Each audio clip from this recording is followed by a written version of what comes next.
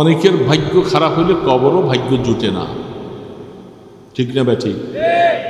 কবরও ভাগ্য জুটে না। এমনি স্বাভাবিকভাবে কবর চিন্তা করতেছে, কবর কি একটা খুব আরামদায়ক গালিচা দালিচা, সেখানে খাট পালন তোষক এয়ার কন্ডিশন?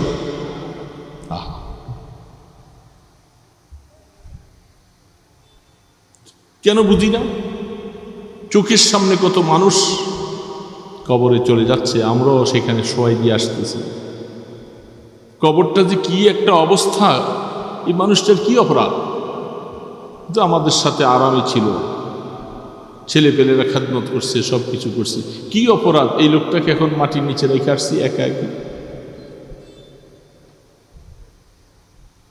সব কিছুই তো তার আছে, একটা জিনিস নাই,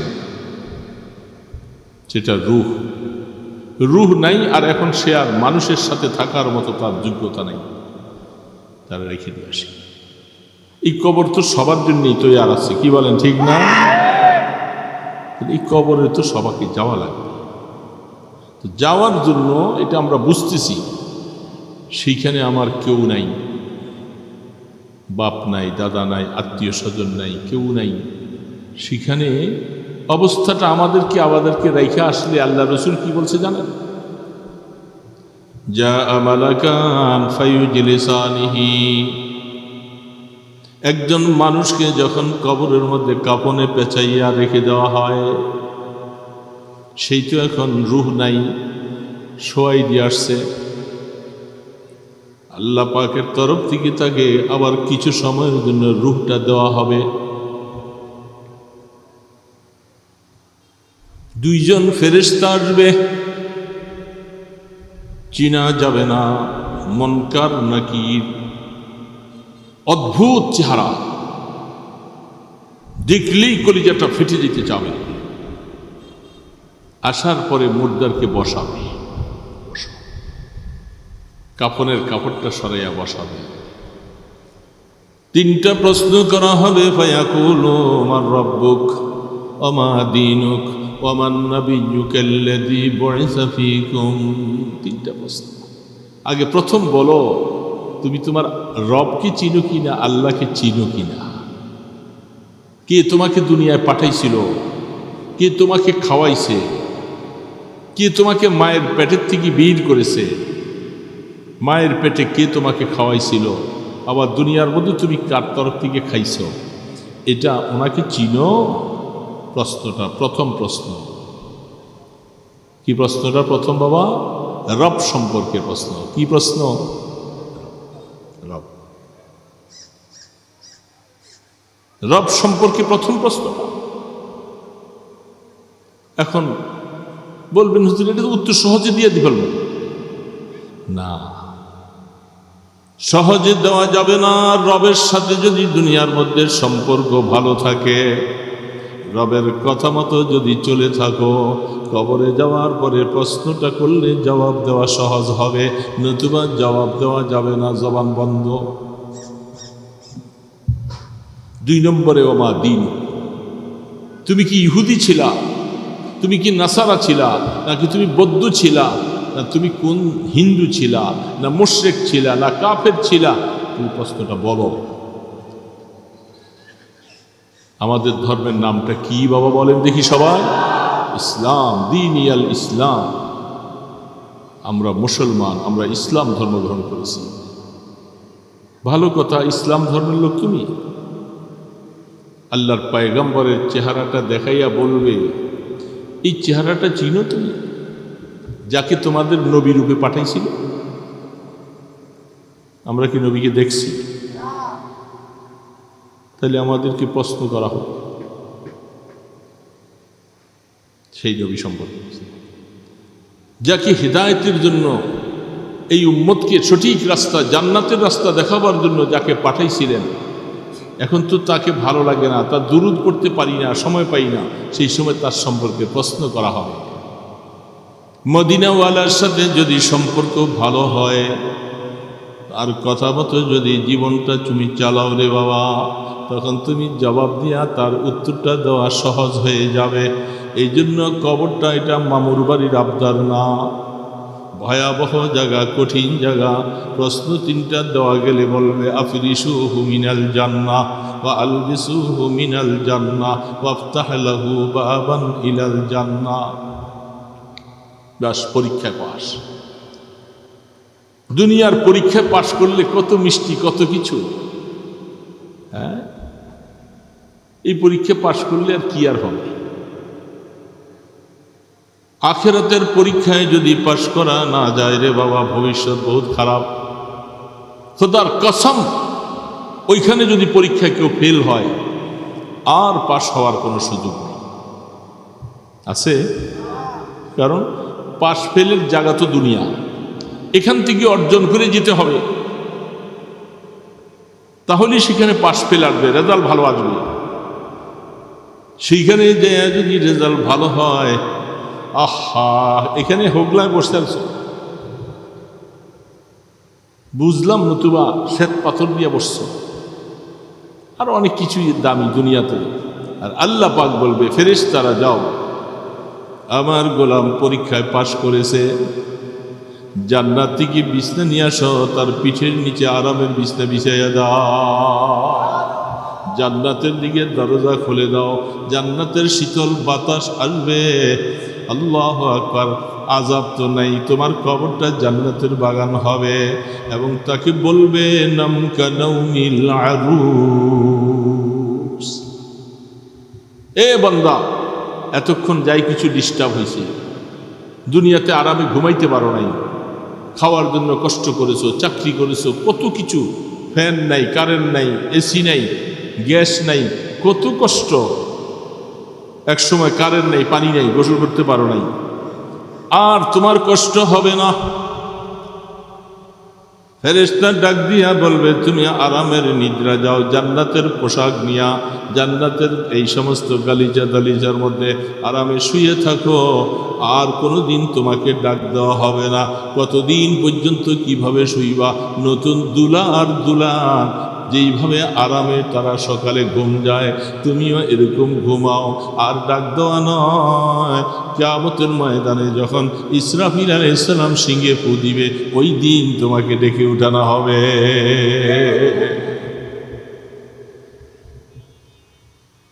আর ডাক দেওয়া হবে। বিশ্বাস হয়? আপনাদের বিশ্বাস হয়? সবাই তো বললেন না বিশ্বাস হয় না।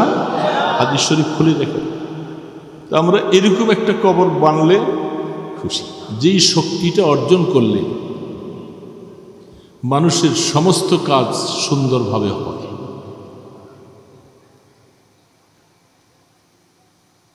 ওই শক্তিটা, এটার নাম আল্লাহ পাকের জিকির। বলেন কি এটার নাম? এটার একটা পাওয়ার ভিন্ন, আলাদা।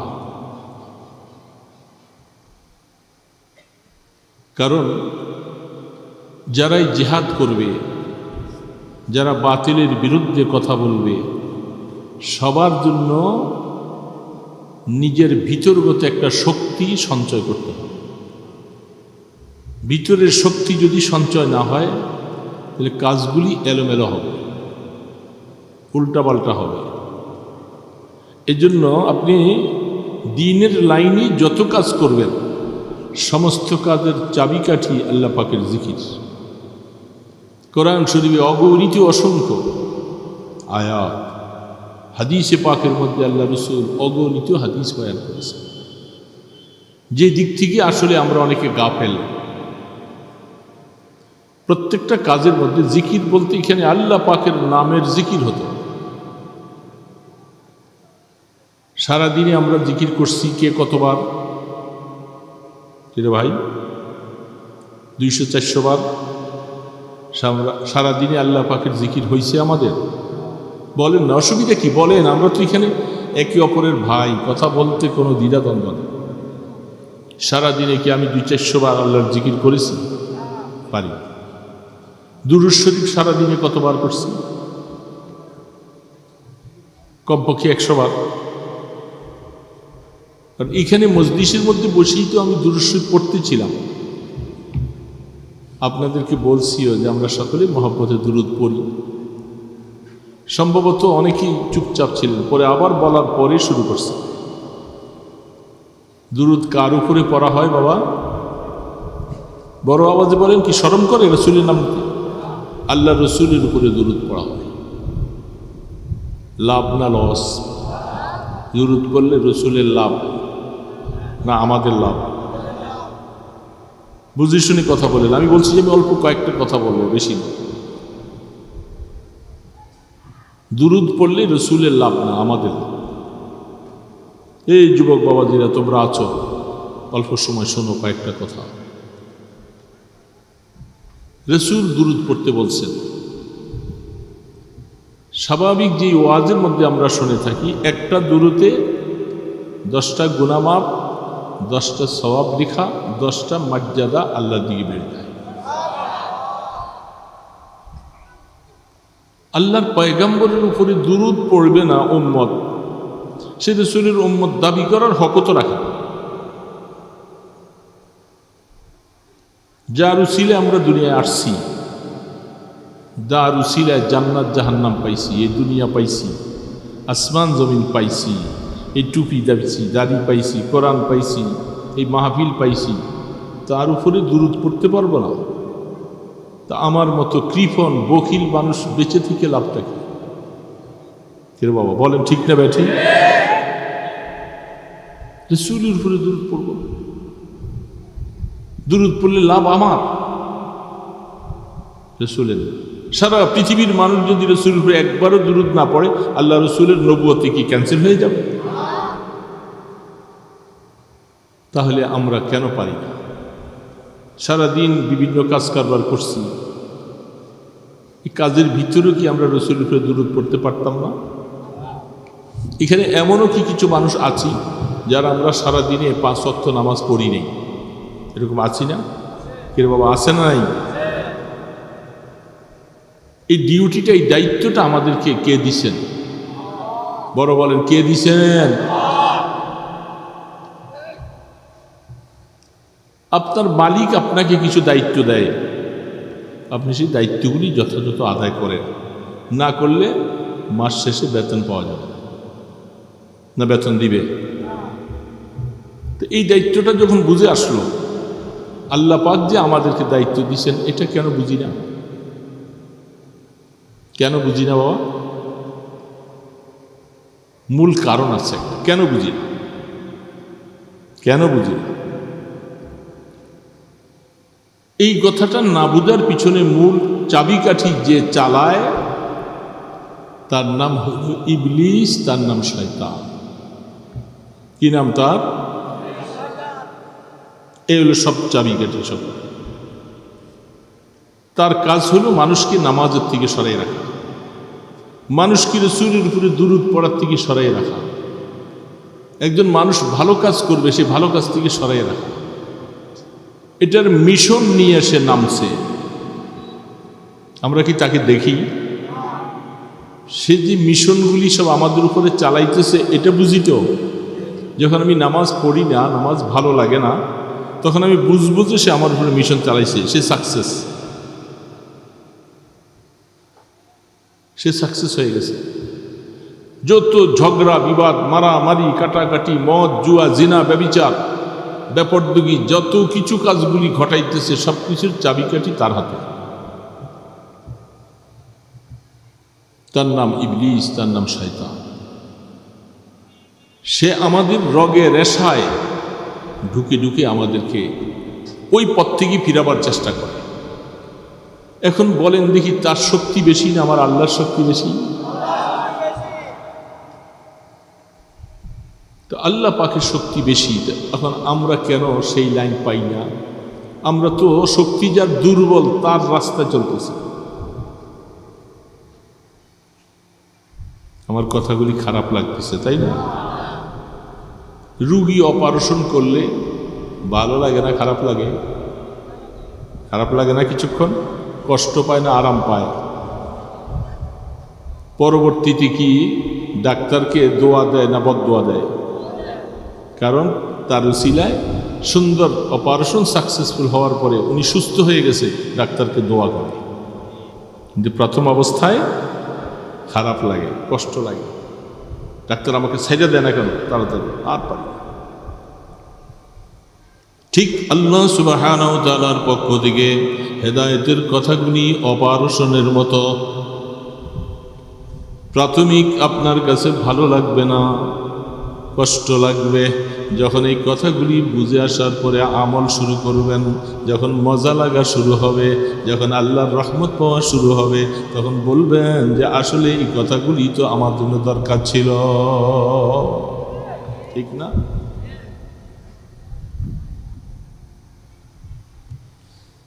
এই জন্য হেদায়েতের কথাগুলি অপারশনের মতো লাগে। আমরা কি দুনিয়াতে সবাই থাকবো? থাকার জন্য আসছি, কেউ কি থাকছেন? সবার যাওয়া লাগবে, কোনো সন্দেহ তো নাই। এখানে যে আমরা বসছি, শুধু আমরাই না আমাদের বাপ দাদা ভাই বেড়াদার সবাই সবাই যাব। তো যাব কোথায়? ঠিকানাটা কোথায়? কবর। অনেকের ভাগ্য খারাপ হইলে কবরও ভাগ্য জুটে না, ঠিক না ব্যাঠিক? কবরও ভাগ্য জুটে না। এমনি স্বাভাবিকভাবে কবর চিন্তা করতেছে। কবর কি একটা খুব আরামদায়ক গালিচা দালিচা, সেখানে খাট পালন তোষক এয়ার কন্ডিশন?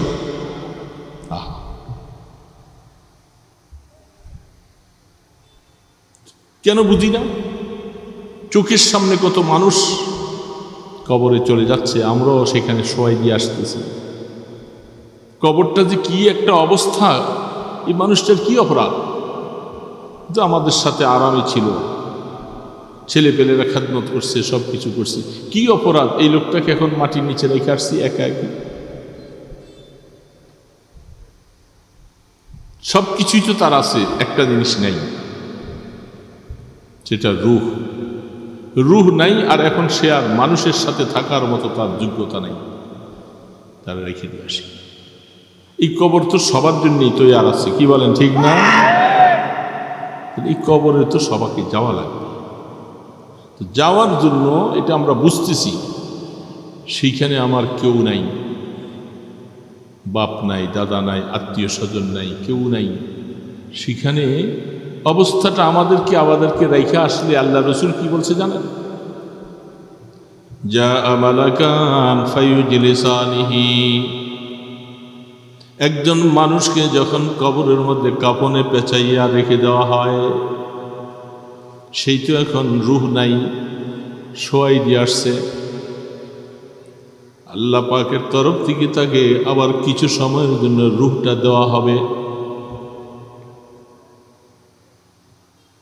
দুইজন ফেরেশতা আসবে, চিনা যাবে না, মুনকার নাকির, অদ্ভুত চেহারা, দেখলেই কলিজাটা ফেটে যেতে চাবে। আসার পরে মুর্দারকে বসাবে, কাফনের কাপড়টা সরাইয়া বসাবে। তিনটা প্রশ্ন করা হবে, ফায়াকুলু মান রাব্বুক ওয়া মা দীনুক ওয়া মান নাবিয়্যুকাল্লাযী বুইসা ফীকুম। তিনটা প্রশ্ন। আগে প্রথম বলো, তুমি তোমার রবকে চিনো কিনা, আল্লাহকে চিনো কিনা? কে তোমাকে দুনিয়ায় পাঠাইছিল? কে তোমাকে খাওয়াইছে? কে তোমাকে মায়ের পেটের থেকে বের করেছে? মায়ের পেটে কে তোমাকে খাওয়াইছিল? আবার দুনিয়ার মধ্যে তুমি কার তরফ থেকে খাইছো? এটা ওনাকে চিনো? প্রশ্নটা প্রথম প্রশ্ন। কি প্রশ্নটা প্রথম বাবা? রব সম্পর্কে প্রশ্ন। কি প্রশ্ন? রব। রব সম্পর্কে প্রথম প্রশ্ন। এখন বলবেন হুজুর, এটা তো উত্তর সহজে দিয়ে দিবেন না। সহজে দেওয়া যাবে না। রবের সাথে যদি দুনিয়ার মধ্যে সম্পর্ক ভালো থাকে, রবের কথা মতো যদি চলে থাকো, কবরে যাওয়ার পরে প্রশ্নটা করলে জবাব দেওয়া সহজ হবে, নতুবা জবাব দেওয়া যাবে না, জবান বন্ধ। 2 নম্বরে ওমা দিন, তুমি কি ইহুদি ছিলা, তুমি কি নাসারা ছিলা, নাকি তুমি বৌদ্ধ ছিলা, না তুমি কোন হিন্দু ছিলা, না মুশরিক ছিলা, না কাফের ছিলা? তুমি প্রশ্নটা বলো। আমাদের ধর্মের নামটা কি বাবা বলেন দেখি সবাই? ইসলাম দীনিয়াল ইসলাম, আমরা মুসলমান, আমরা ইসলাম ধর্ম গ্রহণ করেছি। ভালো কথা, ইসলাম ধর্মের লোক তুমি। আল্লাহর পয়গম্বরের চেহারাটা দেখাইয়া বলবে, এই চেহারাটা চিনো তুমি, যাকে তোমাদের নবী রূপে পাঠাইছিল? আমরা কি নবীকে দেখছি? তাহলে আমাদেরকে প্রশ্ন করা হবে সেই নবী সম্পর্কে, যাকে হিদায়াতের জন্য এই উম্মতকে সঠিক রাস্তা, জান্নাতের রাস্তা দেখাবার জন্য যাকে পাঠাইছিলেন। এখন তো তাকে ভালো লাগে না, তার দুরূদ পড়তে পারি না, সময় পাই না, সেই সময় তার সম্পর্কে প্রশ্ন করা হবে। মদিনাওয়ালার সাথে যদি সম্পর্ক ভালো হয়, আর কথা মতো যদি জীবনটা তুমি চালাও রে বাবা, তখন তুমি জবাব দিয়া তার উত্তরটা দেওয়া সহজ হয়ে যাবে। এই জন্য কবরটা এটা মামুর বাড়ির আবদার না, ভয়াবহ জায়গা, কঠিন জায়গা। প্রশ্ন তিনটা দেওয়া গেলে বলবে আফরিসুহু মিনাল জান্নাহ ওয়া আলবিসুহু মিনাল জান্নাহ ওয়াফতাহ লাহু বাবান ইলাল জান্নাহ। বাস, পরীক্ষা পাস। দুনিয়ার পরীক্ষা পাশ করলে কত মিষ্টি, কত কিছু। হ্যাঁ, এই পরীক্ষা পাশ করলে আর কি আর হবে? আখিরাতের পরীক্ষায় যদি পাশ করা না যায় রে বাবা, ভবিষ্যৎ বহুত খারাপ। খোদার কসম, ওইখানে যদি পরীক্ষায় কেউ ফেল হয়, আর পাশ হওয়ার কোনো সুযোগ নেই। আছে? কারণ পাশ ফেলের জায়গা তো দুনিয়া, এখান থেকে অর্জন করে যেতে হবে, তাহলে সেখানে পাশ ফেল আসবে, রেজাল্ট ভালো আসবে। সেইখানে যে যদি রেজাল্ট ভালো হয়, আহা, এখানে হোগলায় বসে আছো, বুঝলাম, নতুবা শ্বেত পাথর দিয়ে বসছো, আর অনেক কিছুই দামি দুনিয়াতে। আর আল্লাহ পাক বলবে, ফেরেশতারা যাও, আমার গোলাম পরীক্ষায় পাশ করেছে, জান্নাত থেকে বিছনা নিয়ে আসো, তার পিঠের নিচে আরামের বিছনা বিছাইয়া দাও, জান্নাতের দিকে দরজা খুলে দাও, জান্নাতের শীতল বাতাস আসবে। আল্লাহু আকবার। আযাব তো নাই, তোমার কবরটা জান্নাতের বাগান হবে। এবং তাকে বলবে নাম কানাউমিল আরুস, এ বান্দা, এতক্ষণ যাই কিছু ডিস্টার্ব হয়েছে, দুনিয়াতে আরামে ঘুমাইতে পারো নাই, খাওয়ার জন্য কষ্ট করেছো, চাকরি করেছো, কত কিছু, ফ্যান নাই, কারেন্ট নাই, এসি নাই, গ্যাস নাই, কত কষ্ট। এক সময় কারেন্ট নাই, পানি নাই, গোসল করতে পারো নাই, আর তোমার কষ্ট হবে না। ফেরেশতা ডাক দিয়া বলবে, তুমি আরামের নিদ্রা যাও, জান্নাতের পোশাক নিয়া, জান্নাতের এই সমস্ত গালিচা দালিচার মধ্যে আরামে শুয়ে থাকো, আর কোনো দিন তোমাকে ডাক দেওয়া হবে না। কতদিন পর্যন্ত কিভাবে শুইবা? নতুন দুলা আর দুলান যেইভাবে আরামে তারা সকালে ঘুম যায়, তুমিও এরকম ঘুমাও, আর ডাক দেওয়া নয়। কিয়ামতের ময়দানে যখন ইসরাফিল আলাইহিস সালাম সিংহে ফু দিবে, ওই দিন তোমাকে ডেকে উঠানো হবে।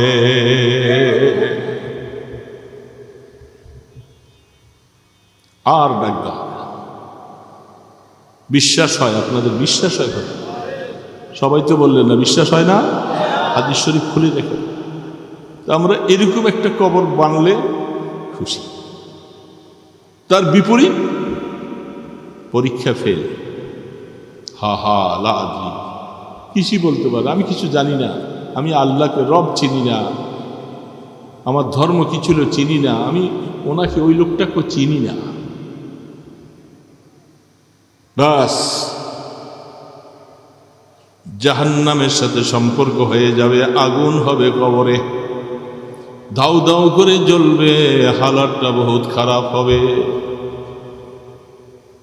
এই যে আযাব কবরে চলতে থাকবে, একদিন, এক বছর, এক বছর, 1,00,000 বছর না।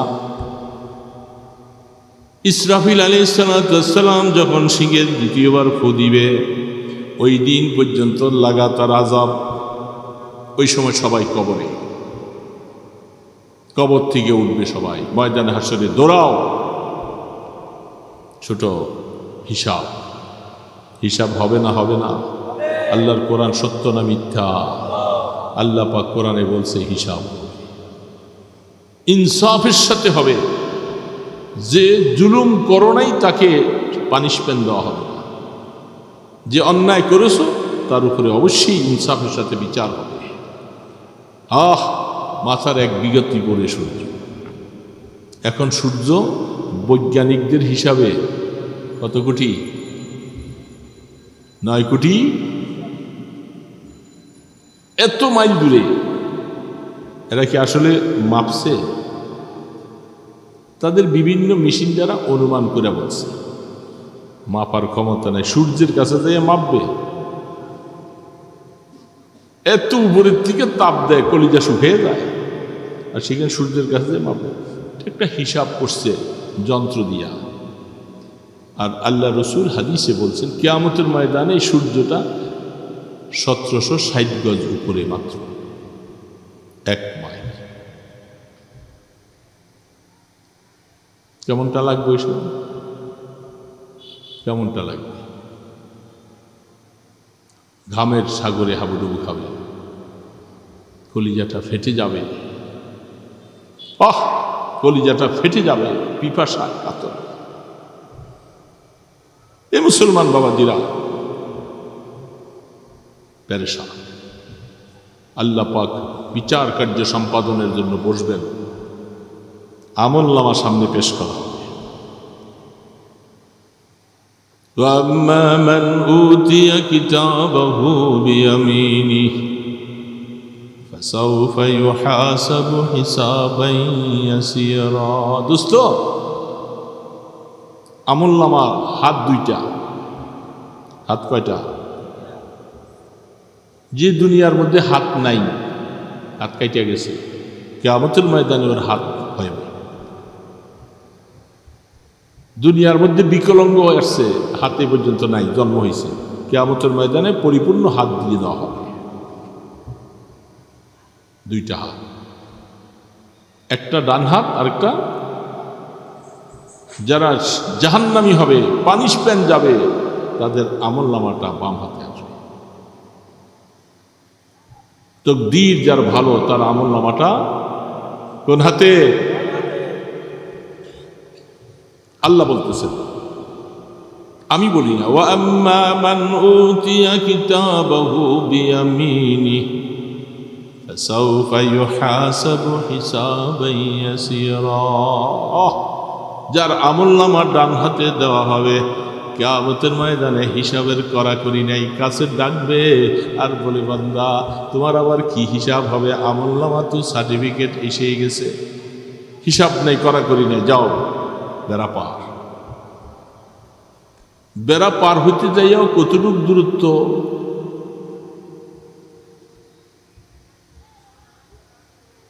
30,000 বৎসরের রাস্তা। পুলসেরা খাড়া 10,000, সমতল 10,000, আবার নিচে 10,000 বৎসরের রাস্তা। কার উঠার ক্ষমতা আছে? আছে রে বাবা, আছে? বলেন বড় করে, আছে? কেমন? উপায় নাই। এগুলি সব হাদিসের কথা, রসুলের কথা, কোনো গতি নেই। 10,000 বৎসরের রাস্তা, সেখানে কেমন? আবার সমান 10,000, নিচের দিকে নামতে হবে। নিচে কি? নিচে জাহান্নাম, ধাউ ধাউ করে জ্বলছে আগুন।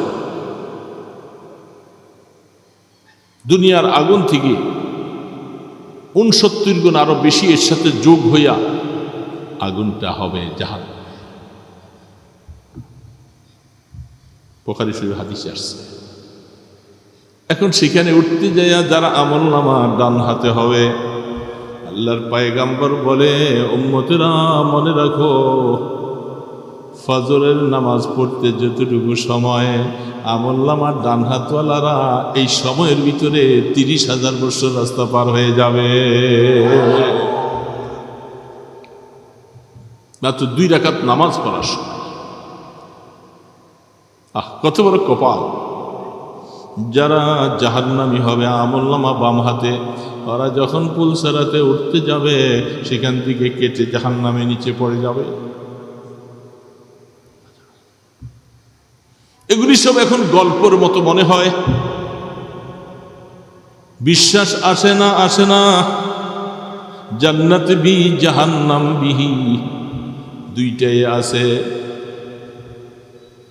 আহা জৈসা করোগি ওইসা ভরোগি, জান্নাত भी है जहन्नम भी है, না মানে তো মরকে দেখ। সবটাই আছে, যদি ভালো না লাগে বুঝে না আসে, মইরা দেখো আছে না আছে, মরো। ওই দিন বুঝবা যে হুজুররা যে বলছিল কোরআন হাদিসের কথা, এগুলি সত্য না মিথ্যা।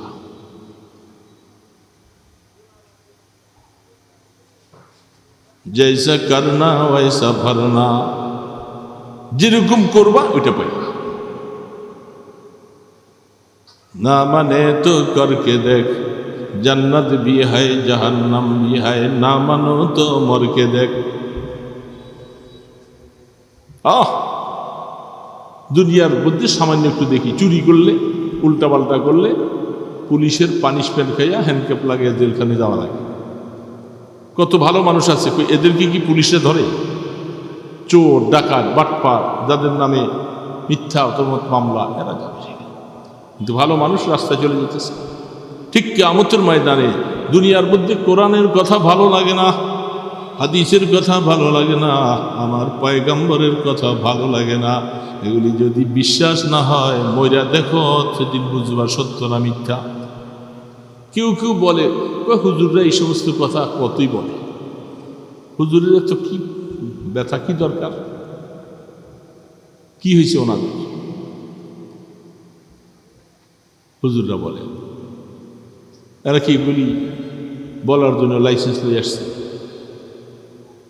এরা তো উপকার করতেছে আপনার হাতে ধরে, পায়ে ধরে আপনাকে বুঝাইতেছে, ভাই আপনি কোরআন শিখেন নাই, আপনি হাদিস পড়েন নাই, আপনি এগুলি জানেন নাই, আপনি এগুলি বিশ্বাস করেন, শুনেন তাদের কথা শুনো, ভালো হবে, তোমার মঙ্গল ভালো হবে। এই জন্য এগুলোকে বিশ্বাস করা চাই। কি বলে, বিশ্বাস করতেছি তো? বিশ্বাস করা এক জিনিস, মানা আরেক জিনিস।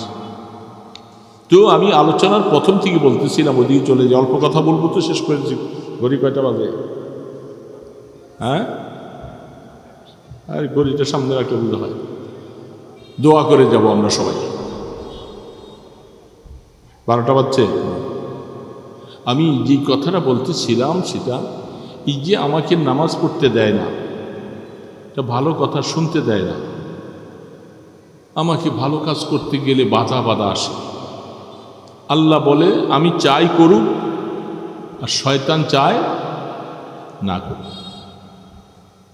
এই জন্য আমি কোরআন শরীফের আয়াতটা পড়েছি, আর এর সাথে মিলে একখানা হাদিস পড়েছি, সামান্য অল্প সময় 2-4 মিনিট ইনশাল্লাহ এটার সাথে একটা সম্পর্ক করে দোয়া করব।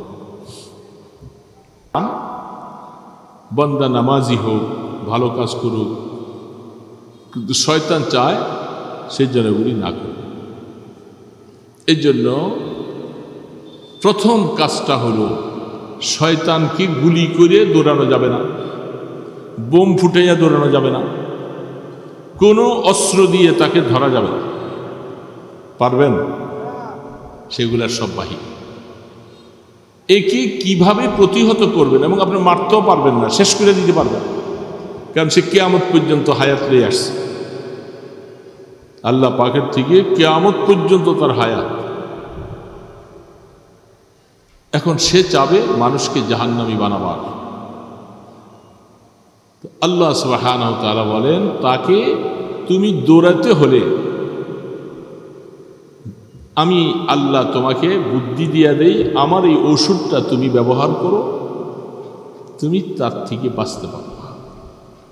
সেই জিনিসটার নাম হইল জিকিরুল্লাহ। কি নাম বলেন তো? জিকিরুল্লাহ, আল্লাহ পাকের জিকির। বলেন সুবহানাল্লাহ। আল্লাহ পাকের জিকির, এগুলি অনেক কথা শর্টকাটে বলতেছে। কারণ আল্লাহ পাকের জিকির মানুষ আমরা দেখি, আপনি রাস্তায় চলতেছেন, হঠাৎ করে মুসিবতে পড়ে গেলেন, কেউ আপনাকে মারতে আসতেছে, তখন আপনি সামনে যাকে পান চিৎকার দিয়া ডাক দিবেন না, ভাই আমি মুসিবত, আমাকে একটু বাঁচাও বাঁচাও বাঁচাও, বলেন কি বলেন না? বলেন না কেন? বুঝেন না আপনারা? আমার কথার সাথে উত্তর দিতে হয়। তখন আপনি ডাকবেন, তখন সেই লোকটা আপনাকে উপকার করার জন্য সামনে আসবে। তো ঠিক শয়তান আমাকে আল্লাহ পাক থেকে সরাবার জন্য, আমাকে মার দেওয়ার জন্য, জাহান্নামে পাঠাবার জন্য সে 24 ঘন্টা আমার পিছনে লেগে আছে। আমি তার সাথে পারি না। আমি সাহায্য চাইব কার কাছে? এই জন্য জিকিরের মাধ্যমে আল্লাহকে ডাকবো, আল্লাহ আমাকে বাঁচান, আমাকে বাঁচান, আল্লাহ আমাকে বাঁচান। এই জন্য জিকিরের হাকিকত যে আল্লাহকে জিকির করা, আমি আল্লাহর কাছে সাহায্য চাইতেছি। এর জন্য নিরিবিলি বসে বসে আল্লাহকে ডাকবো, লা ইলাহা ইল্লাল্লাহ, লা ইলাহা ইল্লাল্লাহ, লা ইলাহা ইল্লাল্লাহ। বলেন না সবাই, লা ইলাহা ইল্লাল্লাহ, লা ইলাহা ইল্লাল্লাহ, লা ইলাহা ইল্লাল্লাহ, লা ইলাহা ইল্লাল্লাহ, লা ইলাহা ইল্লাল্লাহ, লা ইলাহা ইল্লাল্লাহু মুহাম্মাদুর রাসূলুল্লাহ। সারাদিনে কয়বার পড়ছি? আমি আল্লাহ থেকে সাহায্য চাইতেছি, আমি তো আল্লাহকে ডাকি না। কি ডাকলে সওয়াব হইতো না গুনাহ হইতো? আল্লাহ পাক মায়া করতো না যে আল্লাহ আমি শয়তানের সাথে পারি না, আমি ওর থেকে বাঁচতে পারতেছি, আমি আল্লাহকে আপনাকে ডাকতেছি, আমাকে বাঁচান, আমাকে বাঁচান, আমাকে সাহায্য করুন, আমাকে সাহায্য করুন। এই জন্য আল্লাহকে ডাকতে হবে, আল্লাহর জিকির। এটার মাধ্যমে আমি শক্তি আসবে আমার দিলের মধ্যে, কলবের মধ্যে। শয়তানকে দৌড়ানো সহজ হবে, শয়তান আমার কাছে আসতে পারবে না। কারণ আমি এখন পাহারাদারি আল্লাহ পাকের কাছে, আল্লাহ আমাকে পাহারা দিয়ে রাখে, শয়তান আমাকে কাছে আসতে পারে। জিকির করব তো প্রত্যেক দিন, করবেন না? ফরজের পরে, নামাজের পরে, বা ফজরের পরে, ইশার পরে, যখনই পারেন নিরিবিলি বসে জিকির করতে হবে। আল্লাহকে গোলাম না ডাকলে ডাকবে কে? এই জন্য হাদিসের মধ্যে আল্লাহ রসুল বলেন, শয়তান সবসময় ওত পেতে থাকে মানুষের কলবটাকে নষ্ট করার, যেটার কারণে নামাজ ভালো লাগে না, রোজা ভালো লাগে না, ইবাদত ভালো লাগে না, গুনার কাজ করতে ভালো লাগে, কলবটা নষ্ট হয়ে যায়। শয়তান চতুর্পাশে ওত পেতে বসে থাকে। আল্লাহ রসুল বলেন, তুমি যখন জিকির করবা শয়তান দূর হয়ে যায়। এটা আল্লাহর দেওয়া ওষুধের মাধ্যমে শয়তান দূর হয়ে যায়। আর যখন তুমি আল্লাহর জিকির দিয়ে গাফেল হয়ে যাবে, সে এসে তোমার কলবটাকে চেপে পড়বে। এই জন্য জিকির করা দরকার। করবো তো? ইল্লাল্লাহ ইল্লাল্লাহ ইল্লাল্লাহ ইল্লাল্লাহ ইল্লাল্লাহ ইল্লাল্লাহ ইল্লাল্লাহ ইল্লাল্লাহ ইল্লাল্লাহ ইল্লাল্লাহ ইল্লাল্লাহ ইল্লাল্লাহ ইল্লাল্লাহ ইল্লাল্লাহ ইল্লাল্লাহ ইল্লাল্লাহ, এইভাবে কমপক্ষে 400 বার। আল্লাহু আল্লাহ, আল্লাহু আল্লাহ, আল্লাহু আল্লাহ, আল্লাহু আল্লাহ, আল্লাহু আল্লাহ, আল্লাহু আল্লাহ, আল্লাহু আল্লাহ, আল্লাহু আল্লাহ, আল্লাহু আল্লাহ, 600 বার। বেশি সময় লাগবে না, নিরিবিলি বৈশা করেন, আপনি দেখবেন যে আপনার দিলটা শান্তি লাগবে, অনেক শান্তি লাগবে দিলে। বহু ছেলে পেলেরা এসে হুজুর অশান্তি, ঘুম হয় না, এইটা হয় না। আপনি জিকির করতে থাকেন, দেখবেন যে ঘুম হয় শান্তি। সব কিছুর মধ্যে আল্লাহর জিকিরের মধ্যে একটা শান্তি আছে। শয়তান দৌড়াইতে হবে, শয়তানকে না দৌড়াইলে সে আমাকে ভালো কাজ করতে দিবে না, কবরের সামান তৈরি করতে দিবে না। এই জন্য আমি তাকে দৌড়াবো কিসের মাধ্যমে? জিকিরের মাধ্যমে। করবো তো ইনশাআল্লাহ। এই জন্য লম্বা লম্বা ওয়াজ হুজুররা সবাই করছে, আমি শেষের টাইমে এসে একটু ডাল ভাতের মতো 2-4টা কথা বললাম। আমার এই কথাগুলি মনে থাকবে তো ইনশাআল্লাহ? অনেক ছেলে অনেকের বাড়িতে যাইবার সময় কি নিয়ে যাবে মনে থাকে। এই জন্য আল্লাহর জিকির নিয়ে যাবেন বাড়িতে। পারবেন তো? সুবহানাল্লাহি ওয়া বিহামদিহি, বলেন সুবহানাল্লাহি ওয়া বিহামদিহি সুবহানাল্লাহিল আযীম। এটা পারেন না? সুবহানাল্লাহ ওয়ালহামদুলিল্লাহ লা ইলাহা ইল্লাহু সুবহানাল্লাহ ওয়ালহামদুলিল্লাহ লা ইলাহা ইল্লাল্লাহু আল্লাহু আকবার। বেশি বেশি পড়বেন, মা বোনদেরকে শিখাইবেন, দেখবেন যে জিন্দেগি শান্তির হবে। এই যে যে যুদ্ধের কথা, জেহাদের কথা যা শুনতেছেন, সাহাবায়ে কেরামরা কি করছে? এরা দিনের বেলায় যুদ্ধ করছে আর রাত্রিবেলা সেজদা দিয়ে দিয়ে আল্লাহর কাছে কাঁদছে। ওই আসলে শক্তি সঞ্চয় করেছে রাত্রির বেলায়, এটা দিনের বেলায় কাজে লাগেছে। শুধু জেহাদে থাকবেন আর এই শক্তি অর্জন করবেন না, আপনি ফেল করবেন। বুঝছেন? রুহবানান ফিল লাইল ফুরসানান ফিন নাহার। তারা রাত্রির বেলা আল্লাহর কাছে চোখের পানি ছেড়েছে, কাঁদছে, জিকির আজকার করছে, আর দিনের বেলায় ঘোড়ার পিঠে চড়ে তারা জেহাদ করেছে। যখন কোনো মুজাহিদ এই অবস্থা অর্জন করবে, তখন আল্লাহ পাক তার অস্ত্রের মধ্যে শক্তি দিবে, বাতিলকে আল্লাহ প্রতিহত করবে। এই জন্য যা আওয়াজ শুনেছেন আমাদের ফিলিস্তিনি ভাইদের জন্য, আমি জুমার আলোচনায় করছি, ওই দিন ফাজিলপুরে বলছি, সবখানে বলতেছিলাম, জুমার দিনে বলছিলাম, যারা পারেন এই শুধু লম্বা লম্বা বক্তৃতা দিয়ে কী লাভ হবে? আমরা তো সেখানে যাইতে পারবো না। পারবেন যাইতে? আমরা আমাদের দেশে বসে যারা পারি, মায়া যদি লাগে রোজা রাখেন, রোজা রাখেন, রাত্রি শেষ রাত্রি উঠে উঠে তাহাজ্জুদ পড়ে চোখের পানি ছেড়ে তাদের জন্য কান্দেন, আল্লাহর সাহায্য চান। শুধু এগুলি কিছু করতে না পারলে হা শুধু আফসোস আফসোস। আর এটা কি হবে? ও ক্ষুধার যাতায় মরে যেতে আছে কুকুর, বলে তোমার গাঠটির মধ্যে রুটি, কুকুর বা কান্দে কেন? কয় যে ক্ষুধায়, তোর রুটি দিয়া দে, কুকুর খাইয়া পেট ভরে দেবে। এটা পারবা না, শুধু আফসোস করো, ফিলিস্তিনি ভাইদেরকে মারতেছে, মারতেছে, এই করতেছে। আর তুমি রোজা রাখো, নামাজ পড়ো, তসবিহ পড়ো, আল্লাহর জিকির করে করে তাদের জন্য দোয়া করো, আল্লাহর জন্য ফেরেশতা পাঠিয়ে তাদের সাহায্য করো। এগুলি করব, এগুলি হলো আসল কাজ, তাহলে তাদের উপকার হবে। করবেন তো ইনশাআল্লাহ? চেষ্টা করবো না ইনশাআল্লাহ? আস্তাগফিরুল্লাহাল্লাযী লা ইলাহা ইল্লা হুয়াল হাইয়ুল কাইয়্যুম ওয়া আতুবু ইলাইহি। আস্তাগফিরুল্লাহাল্লাযী লা ইলাহা ইল্লা হুয়াল হাইয়ুল কাইয়্যুম ওয়া আতুবু ইলাইহি। আস্তাগফিরুল্লাহাল্লাযী লা ইলাহা ইল্লা হুয়াল হাইয়ুল কাইয়্যুম ওয়া আতুবু ইলাইহি। লা হাওলা ওয়া লা কুওয়াতা ইল্লা বিল্লাহিল আলিয়্যিল আযীম। اللهم صل على محمد وعلى آله وأصحابه وبارك وسلم। বেশি বেশি দুরূদ শরীফ পড়ব, পারবো তো ইনশাআল্লাহ? কমপক্ষে দৈনিক আমার আমলনামায় যেন আল্লাহ রসুল করে 100 বার দুরূদ শরীফ পড়ব, সাল্লাল্লাহু আলাইহি ওয়াসাল্লাম। ছোট ছোট দুরূদ, বেশি সময় লাগবে না, 100 বার পড়তে 5 মিনিটও লাগবে। আমি 5টা মিনিট আল্লাহর নবীর জন্য কি খরচ করতে পারবো না? আস্তাগফিরুল্লাহ পড়ব 100 বার, দুরূদ শরীফ পড়ব 100 বার। আলহামদুলিল্লাহি রাব্বিল আলামিন, والصلاة والسلام على أشرف الأنبياء والمرسلين.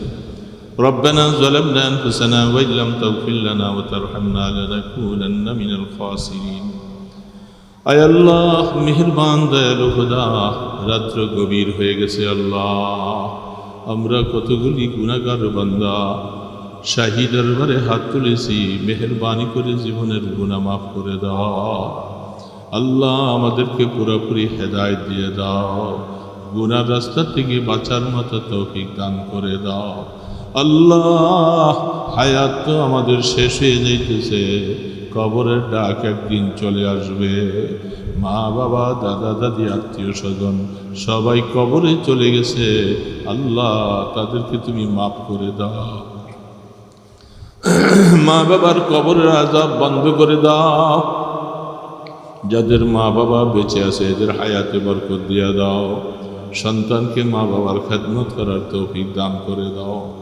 আয় আল্লাহ, মেহেরবানি করে আমাদের ছেলে মেয়ে বিবি বাচ্চা সবার গুনাহ মাফ করে দাও, সবাইকে নেক হায়াত দান করে দাও আল্লাহ।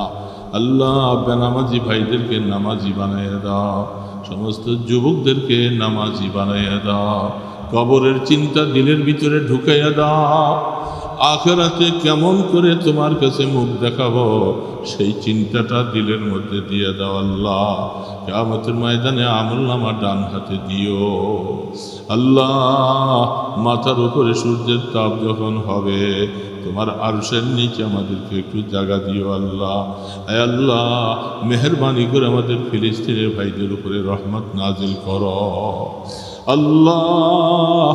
আসমানি সাহায্য করো আল্লাহ। হামাসদের শক্তিকে বাড়াইয়া দাও আল্লাহ। ইসরায়েলের উপরে তোমার নারাজগি পয়দা করে দাও। সমস্ত ইহুদিবাদকে খতম করে দাও আল্লাহ। আল্লাহ, মেহেরবানি করে তাদেরকে তুমি শক্তি দান করো আল্লাহ। এই মাহফিলকে কবুল করো। মাহফিলের দ্বারা অর্থ দিয়েছে সবাইকে কবুল করো। মাদ্রাসাকে কবুল করে লাও আল্লাহ। আল্লাহ, মেহেরবানি করে আমাদের সমস্ত দরখাস্তগুলি কবুল করে লাও। মদিনাওয়ালার দরবারে লক্ষ কোটি গুণে দুরুদ ও সালামের হাদিয়া পৌঁছাইয়া দাও। আল্লাহ, আপনার ইসমে আজমের উসিলায় দোয়া কবুল করে লাও। সাল্লাল্লাহু তাআলা আলা খায়রি খালকিহি মুহাম্মাদিন ওয়া আলা আলিহি ওয়া আসহাবিহি আজমাইন বিরহমাতিকা ইয়া আরহামার রাহিমিন। প্রত্যেক ইংরেজি মাসের প্রথম শুক্রবার হাজীপাড়া মাদ্রাসায় মাগরিবের পর থেকে দিনই আলোচনা হয় এবং মেহমানদারির চেষ্টা করি। আপনারা যেহেতু কাছাকাছি আছেন